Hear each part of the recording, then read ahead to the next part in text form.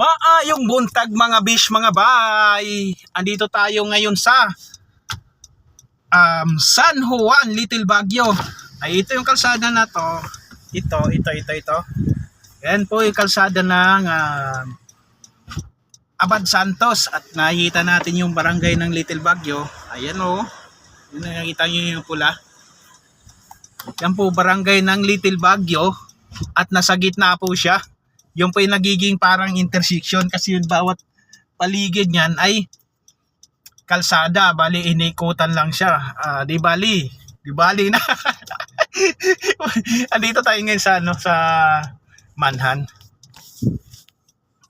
Yan. Iniintay lang natin yung katulong. Pinick up niya yung order ni ma'am na pagkain dito sa Manhan. Yun lang, tambay muna tayo dito habang naghihintay tayo. Yun lang.